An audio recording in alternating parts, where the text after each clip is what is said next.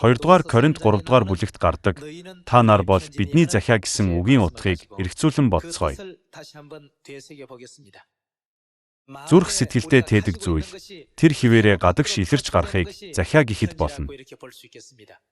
Захидал нь нүдэнд харагдахгүй зүрх сэтгэлд байдаг зүйлийг дамжуулах хэрэгсэл юм.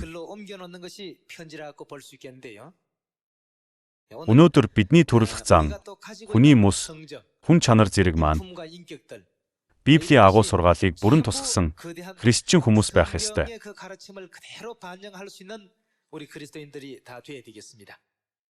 2-р Коринт 3-р бүлгийн 2-р ишлэлийг хамт харцгаая.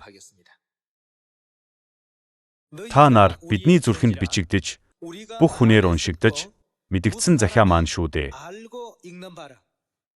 Энд итгэгчдийг нэгэн төрлийн захиа гэж үзсэн байна. Та нар биднээр үйлчлэлд бэлтгэгдэн, бэхэр бус, харин амьд Бурхны сүнсээр, чулуун самбарт бус, харин мах бодын зүрхэн самбарт бичигдсэн Христийн захиа гэдгийг харуулсан.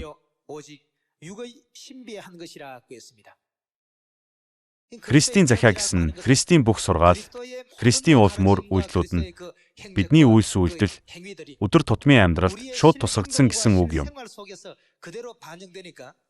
Нэг үгээр хэлбэл христчин хүн гэдэг нь амьд Библи болох ёстой гэсэн үг.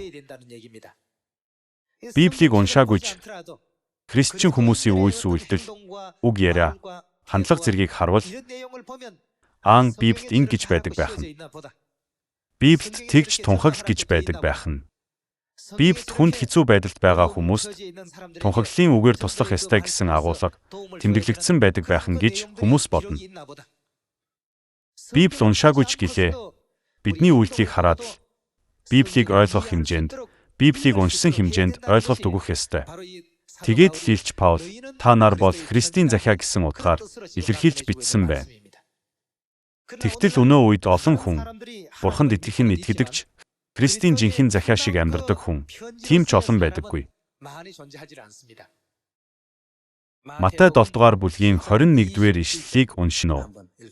Намайг эзэн минь гэсэн болгон Тэнгэрийн хаанчлалд орохгүй. Харин Тэнгэрт байгаа эцгийн минь хүслийг үлдэгч нь л орно. Тэнгэрийн хаанчлал орох тухайд бол заавал эцгийн хүслийг биелүүлдэг хүн л орж чадна гэж гарч байна. Амралтын өдрийг санаж үүнийг ариунаар сах. Алхасал баярыг тэмдэглэл. Эмэгтэйчүүд толгойн алчуур зүүх ёстой. Энэ бүх үгсийг Христ бидний дотор өөрөө бичлэн бичиж тэмдэглэсэн. Захидал учраас та нар яг бичснээр нь хийдэг. Та бид бол Христийн бичсэн захидлууд учраас амралтын өдрийгч ном ёсоор нь сахидаг.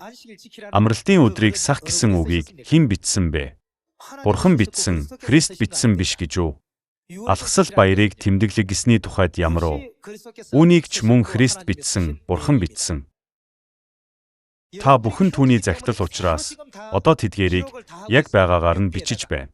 Амралтын өдрийг сах гэсэн үгийг ч, алхасал баярыг тэмдэглэг гэсэн үгийг ч бидний зүрх сэтгэлд бичиж байна. Тиймээс бид Христийн захиа. Гэсэн ч Христийн захиа биш хүмүүс энэ дэлхий дээр олон байдаг. Тийм учраас Есүс энд эзэн минь гэсэн болгон Тэнгэрийн хаанчлалд орохгүй гэсэн хэрэг. Хэрэгжүүлэхийн тулд эхлээд Бурханы үг бидний зүрх сэтгэлд байх ёстой. Зүрх сэтгэлд нь Бурханы үг байгаа хүн л үгийн дагуу хөдөлж, үгийн дагуу үйлдэж чадна.